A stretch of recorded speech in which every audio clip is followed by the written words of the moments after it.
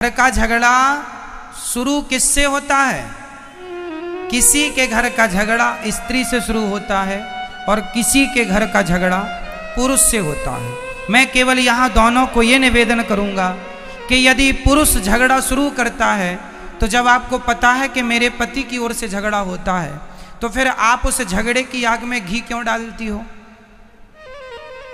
आग तब ही भड़कती है जब उसमें घी हो। यदि घी नहीं होगा तो आग बुझ जाएगी। यदि पति आग लगा रहा है तो पत्नी को चुप रहना चाहिए। आप चुप रहेंगी, झगड़ा शुरू तो होगा पर आगे बढ़ेगा नहीं, खत्म हो जाएगा। और यदि स्त्री आग लगा रही है, स्त्री झगड़ा कर रही है, तो पुरुष को समझदारी का परिचय देना होगा, आपको चुप रहना होगा। यदि गृहस्थी को बचाना है तो दो में से एक को समझदार होना ही पड़ेगा। दोनों मूर्ख हुए तब तो गृहस्थी चल ही नहीं सकती। चलेगी बताइए? इसलिए दो में एक को समझदार होना चाहिए। इसलिए या स्त्री समझदारी का परिचय दे या पुरुष समझदारी का परिचय दे। ज्यादा बोलने से विवाद होता है। गृहस्थों में आप बहुत गंभीरता से विचार करेंगे तो आप इस नतीजे पर पहुंचेंगे कि ज्यादा बोलने से विवाद होता है। ज्यादा ना बोला करिए और रिश्तेदारों से भी ज्यादा बातें ना किया करिए। और एक चीज और बताऊं, पति और पत्नी दोनों को अपने घर का भेद कितना भी खासम खास हो, कोई हो, तुम्हारा अपना ही क्यों ना हो, घर के भेद कभी किसी से नहीं कहने चाहिए। घर की बातें, आजकल स्त्रियां पति पत्नी में जरा सा विवाद हुआ जाके पड़ोसन से कह आती हो, तुम तो कल पति पत्नी मिलके एक हो जाओगी, पर पड़ोसन को तो तुम्हारी औकात पता चल ही गई ना। वो तो सदा ताने, अरे हमसे ना ज्यादा झाड़ो, हम जानते तुम्हारे पति को, हम जानते हैं तुम्हें, तुमने क्योंकि बोल दिया था। सारे घरों में झगड़े होते हैं, हर घर में। इसका अर्थ ये नहीं कि तुम अपनी बातें जाके पड़ोसन से कह लोगी, रिश्तों में कह लोगी, किसी से ना कहा करो। अपनी घर की बातें घर के आप लोग अपनी समझदारी से अपने रिश्तों को ठीक करिए। और तलाक देना और लेना ये किसी भी समस्या का समाधान नहीं। तलाक लेके क्या करोगे? माँ बाप के घर बैठोगी? बेटियों से मेरा सवाल है, तलाक लेके कहाँ जाओगी? अपनी मम्मी के घर बैठोगी कब तक? मम्मी जब तक जिंदा है तब तक तुम्हारा सम्मान है। माँ मर जाएगी फिर तुम्हारी भौजाई तुम्हें सम्मान करेगी? सम्मान भी देखो, एक दिन जाओ, 2 दिन जाओ तो सम्मान होता है। घर पे ही पड़े रहो किसी के तो सम्मान नहीं होता। बोलो हाँ या ना? साल में एक बार के लिए घर में भाभी आ जाए, भौजाई आ जाए, ननंद आ जाए तो भाभी भी सम्मान, आओ दीदी, आओ दीदी, आओ बहन। और 2-4 महीने के लिए बोल दे जाऊंगी नहीं तो टेंशन हो जाती, यहीं खाएगी अब। इसलिए मैया बाद में लड़ लेना अपनी भौजाई से, अभी सुन लो। केवल कुल मिला के बात यह है, मैं सारी यहां बेटियों से बात करना चाहता हूं, बहुओं से। कई बार बहुएं अपनी मां के कहने से अपने पति को छोड़ देती हैं। मां ने कहा तेरी ससुराल अच्छी नहीं है, पति लड़ता रहता, आजा, हम जिंदा हैं, हम तेरा पेट भरेंगे। ये मम्मियों को पता नहीं कब अक्ल आएगी। बेटियां बताओ, आपसे सवाल है, बेटी अपने पति के साथ सुखी रह सकती है कि अपनी मां के साथ? ज्यादा सुख उसे मां दे सकती है या उसका पति? जोर से। एक स्त्री का मां के साथ रहना उचित है या खुद के पति के साथ रहना जायज है? कहां रहना चाहिए? बोलो मेरी मां। अरे सिर ना हिलाओ, बोलो मेरी मां। किसके साथ? नहीं निकल रही आवाज। किसके साथ? मां के साथ, पति के साथ। हर स्त्री की भलाई पति के साथ रहने में है, ना कि मां के साथ रहने में। तुम पति को छोड़ के मां के साथ, तुम्हें ज्यादा अपनी मां की गर्मी है ना कि मेरी मां, मेरे मायके में तो सब कुछ है, हम कोई भीख थोड़ी मांगते थे, हम तो 56 भोग खाते थे। तो तुम्हें भी 56 भोग तब तक ही मिलेंगे जब तक मां जिंदा है। मां मर जाएगी, कुत्तों सी जिंदगी जीना पड़ेगा। हाँ या ना? फिर इसलिए अपनी भलाई चाहती हो तो अपने पति की बात मानो, अपनी मां की नहीं। जिन जिन बेटियों ने अपनी मां की बात मानी, शादी के बाद उनका घर उजड़ा है। शादी के बाद लड़की को अपने पति की बात माननी चाहिए। यदि अपने माँ बाप की बात मानेगी तो मैं लिख के दे दूंगा स्टाम्प पेपर में, जो लड़की अपने माँ बाप की बात मानेगी उसका घर कभी बस ही नहीं सकता, चाहे वो कितनी भी समझदार क्यों ना हो। माँ बाप के हिसाब से घरों में बाग नहीं लगेगा, आग लगेगी। इसका एक जीता जागता मैं उदाहरण दे सकता हूं आपको, कहो तो दे दूं? दे दूं? तो सुनो, ये कथा मैंने एक दिन सुनाई थी, पर इस मुद्दे पर नहीं सुनाई, इसलिए इस मुद्दे पर दोहरा देता हूं। महाभारत का युद्ध एक लड़की के पिता के कारण हुआ है। कौन है वो लड़की और कौन है वो पिता? सुन लो। महाराज शांतनु मत्स्यगंधा पर मोहित हो गए। कथा हमने सुनाई थी, केवल स्मरण कराएंगे आपको, समय पूरी सुनाने का नहीं है। केवल इतिहास से हम आपका परिचय कराएंगे कि जिस लड़की ने अपने माँ बाप की बात मानी उसके जीवन में परिणाम क्या हुआ। महाभारत की जननी कौन है आज मैं आपको स्पष्ट कर देता हूं। भीष्म पितामह गंगा पुत्र हो चुके थे। शांतनु का एक बेटा था, 14 साल की उम्र थी। भीष्म पितामह की उम्र कितनी थी?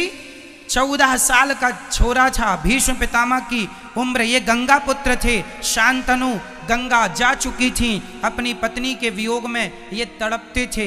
एक दिन एक महिला इन्हें मिल गई, बड़ी सुंदर थी, उनसे विवाह करने का मन हुआ। उसका नाम था सत्यवती। मत्स्यगंधा भी कहते हैं, योजन गंधा भी कहते हैं। कई योजन तक उनके शरीर से खुशबू निकलती है, इसलिए योजन गंधा भी कहते हैं। ठीक है, मछली की गंध आती थी इसलिए मत्स्यगंधा भी कहते हैं। सत्यवती नाम है। सत्यवती एक केवट की बेटी थी। कथा हमने उस दिन विस्तार से सुनाई थी। तो केवट मतलब लड़की का बाप। चलो, अब लड़की का बाप चला हस्तिनापुर। हस्तिनापुर में महाराज शांतनु राजा थे। शांतनु तो अंदर थे। भेंट हो गई भीष्म पितामह से। उस समय भीष्म पितामह की उम्र कितनी थी? 14 साल के बच्चे से भेंट हो गई। तो जो लड़की का पिता मतलब मत्स्यगंधा का, सत्यवती के पिता जो केवट थे, उन्होंने कहा, एक लड़की के बाप की दास्ता कह रहा हूं। उस व्यक्ति ने कहा, लड़की के पिता ने कहा कि कहो कुमार, राजकुमार, तुम्हारे पिता का दिल मेरी बेटी में आया है, शादी करना चाहते हैं। तो राजकुमार ने कहा, भीष्म पितामह ने कहा, जब मेरे पिता का निर्णय है और आपका निर्णय है तो आप देख लो। तो लड़की के पिता ने कहा कि मैं शादी तो कर दूंगा, पर मेरी बेटी तो इस घर में नौकरानी बन के रहेगी। क्यों? क्यों नौकरानी बनेगी? भीष्म पितामह ने पूछा। तो लड़की के पिता ने कहा, आप तो राजा के पहले बेटे हो, राजा तो आप ही बनोगे, और हमारी बेटी का जो बेटा होगा उसकी तो कोई पूछ नहीं होगी। तो भीष्म पितामह ने तुरंत प्रतिज्ञा की मेरे पिता की खुशी यदि इस महिला से है तो मैं आपको वचन देता हूं कि मैं कभी विवाह नहीं करूंगा, मैं कभी विवाह नहीं करूंगा और इस गद्दी पर आपकी बेटी से उत्पन्न हुआ बेटा ही बैठेगा। ये देवताओं को साक्षी मानकर 14 साल के बेटे ने प्रतिज्ञा कर ली। इसी का नाम है भीष्म प्रतिज्ञा। अब सुनो, सत्यवती के बेटे हुए, उनके कोई संतान नहीं हुई। फिर संतानें व्यास जी के द्वारा हुई। धृतराष्ट्र, पांडु धृतराष्ट्र बैठे सत्ता पे और धृतराष्ट्र को पुत्र। यदि भीष्म पितामह उस गद्दी पर बैठते तो महाभारत का कभी युद्ध होता? हमेशा लड़की के माता पिता अपनी बेटी का भविष्य बनाने के चक्कर में वो ये भूल जाते हैं कि इनके ससुराल में किसकी हानि हो रही है, किसका भला हो रहा। वो केवल अपनी बेटी का भला देखते हैं। और तुम बेटियों को अपने पति का भला सोचना चाहिए कि आपके पति का जिसमें भला हो, आपका जिसमें भला हो, वो निर्णय आपको लो। क्योंकि ससुराल पक्ष जो मायका पक्ष होता है वो हमेशा एक ही तरफ से वो निर्णय देंगे जिसमें केवल आपकी भलाई है। यदि उस लड़की के पिता ने ये देखा होता कि राज्य की भलाई किसमें है तो वो ये कभी संकल्प ना दिलाते, फिर भीष्म पितामह राजा बनते। और भीष्म पितामह राजा बनते तो महाभारत जैसी स्थिति कभी उत्पन्न ना होती। केवल यही बात समझाना है आपको कि शादी के बाद मेरी बहनों, मेरी बेटियों, हाथ जोड़ के कहता हूं, हाँ, यदि ससुराल में आप पर कोई अत्याचार हो रहा है तो आपके माँ बाप का बोलना जायज है, उचित है, पर बात बात में उंगली करना जायज नहीं है। छोटी छोटी बातों में भी माँ बाप उंगली करें, इससे रिश्ते टूट जाएंगे, खत्म हो जाएंगे। 100 में से 95 रिश्ते माँ की गलती से, लड़की की माँ की गलती से टूटते। इसलिए अपने पति, यदि तुम्हारा पति गलत रास्ते पर है, चलो एक और उदाहरण देता हूं। यदि आपका पति किसी और महिला के चक्कर में पड़ गया तो आप क्या करेंगी? भगवान करे कि आपके साथ ऐसा कभी ना हो, पर यदि हुआ तो आप क्या करेंगे? यदि आपको पता चल गया कि मेरा पति तो किसी दूसरी महिला के चक्कर में है, उससे बात करता है, उसके संग उठता बैठता है, जब आपको पता चलेगा आप क्या करती हैं? आप सबसे बड़ी गलती करती हैं। आप सबसे बड़ी गलती ये करती हैं कि जब आपको पता चलता है कि आपके पति का किसी महिला से चक्कर है तो आप तुरंत अपना सामान बांधती हैं और अपने मायके चली जाती हैं। अपनी माँ से बताती हैं। क्या होगा? माँ समस्या का समाधान नहीं कर सकती। तुम्हारा पति है, रास्ता भटक गया है तो तुम पत्नी का, तुम्हारा धर्म है कि उसे सही रास्ते पर लाना है। तुम चली जाओगी तो वो तो और आजाद हो जाएगा। इसलिए उस समय तुम्हें अपनी माँ के पास नहीं, अपने पति के पास रहना है और उस महिला के पास जा करके उसे सबक सिखाना है। समझाओ प्यार से, बातों से माने तो बातें, कोर्ट कचहरी से माने तो वो, नहीं तो लातें कहाँ चली गई। ठीक है मेरी माँ? तो आपके रिश्तों में कभी ऐसी आग लगे तो आपको क्या निर्णय लेना चाहिए? क्या? हमेशा अपने पति को बचाएंगी आप। और यदि पत्नी किसी पुरुष के चक्कर में पड़ जाए तो पति उसे बचाए। पति और पत्नी एक दूसरे के रक्षक हैं। एक दूसरे की क्या है? क्या है? क्या है मेरी माँ? पूरक, रक्षक। इसलिए कभी आपका पति एक तो रास्ता ना भटके, यही अच्छा है, पर रास्ता भटके तो आप तुरंत अपने पति कुछ भी कहे पर आपको उस महिला को सबक सिखाना चाहिए। यदि हर स्त्री अपने पति के लिए उन महिलाओं को सबक सिखाने लगी तो समाज की महिलाएं डर जाएंगी कि यदि हमने इसका घर बिगाड़ा तो हमारी बदनामी होगी, जमाना हमें क्या कहेगा। आप तो गलती ये करती हैं कि आप उठाए झोला मायके चली गई, यहाँ पति उसके संग मौज करता रहा और तुमने तलाक ले लिया, तलाक लेके घर बैठ गई। इससे तुम्हें क्या मिला?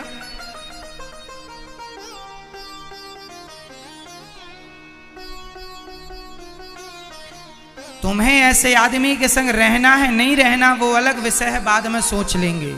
पर अभी तो उसे वो आज के जमाने में न मैया कुछ स्त्रियां ये धंधा करती हैं पुरुषों को फंसाने का। हो सकता है तुम्हारा पति भी उसका शिकार हो चुका हो। आजकल मार्केट में ये बड़ा धंधा चल रहा है। जो अच्छे लोग हैं उन्हें ये महिलाएं अपने झूठे जाल वाल में फंसाती हैं। हो सकता है उनमें से आपका कोई अपना हो। इसलिए हर पुरुष से मैं निवेदन करूंगा, पराई नारी से सदा बच के रहो। पराई नारी कभी तुम्हारी सगी नहीं हो सकेगी। कभी पराया ना पराई नारी सगी होगी ना पराया पुरुष सगा होगा। अपनी पत्नी और अपने पति में ही विश्वास करना सीखो। यदि तुमने किसी और के आंसुओं पे चले गए तुम्हारा सर्वनाश हो जाएगा। कुछ महिलाएं कैसे फंसाती हैं। एक महिला एक पुरुष के पास आई, रोने लगी, हमारा पति हमें बहुत मारता है। तो पुरुषों की तो दया बड़ी होती है। अच्छा बहुत मारता, आओ हमारे पास बैठो, कॉफी पियो, चाय पियो। अब वो नारी ने क्या किया, ऐसे कॉफी चाय पीते पीते ये उसके संग रहने लगा। बड़ा वो रोए कि हमारा मारता, हमें तो प्यार ही नहीं करता। तो ये बैठा सबका ठेका लेके कि मैं करूंगा तेरे से प्यार, अब तेरा पति तो करता नहीं है। और ये इस चक्कर में बेचारा बड़ा दयालु बन रहा, अपना विनाश कर रहा। इसकी पत्नी को पता चला, इसने देख लिया कि ये तो दूसरी महिला के संग बैठा है। तो इसकी पत्नी ने तुरंत कहा, कौन है ये? बोलता है मैंने बड़ा धर्म किया है, बड़ा पुण्य किया है। कौन सा पुण्य कर दिया तुमने? बोले इसके पति ने इसको प्यार नहीं किया, बहुत डांटता है, बहुत मारता है, तो मैं इसको प्यार करता हूं। अब तुम भी मेरी पत्नी हो और ये भी मेरी है। लो ये कौन है? इन्हें क्या कहेंगे? क्या यही गृहस्थ जीवन का धर्म है? रोते हुए की मदद करना अच्छी बात है। विपत्ति पे किसी के संग खड़े हो जाना अच्छी बात है, पर किसी विपत्ति का आप उससे उसके बदले में उसका चरित्र मांग लें, ये बहुत बुरी बात है कि तेरी मदद मैं चरित्र के बदले करूंगा या करूंगी। इन चक्करों में ना पड़ा करो। समाज बहुत गलत रास्ते पर चल चुका है, बहुत गलत कदम बढ़ चुके हैं लोगों के। समाज में क्या क्या लोग कर रहे हैं कहा भी नहीं जा सकता। क्यों मैया, बहुत कुछ हो रहा समाज में या नहीं? तो ऐसी गंदगियों से आपको अपने पतियों को बचाना है, अपनी पत्नियों को बचाना है और आने वाली पीढ़ी को, बेटा और बेटियों को बचाना है इस गंदगी से।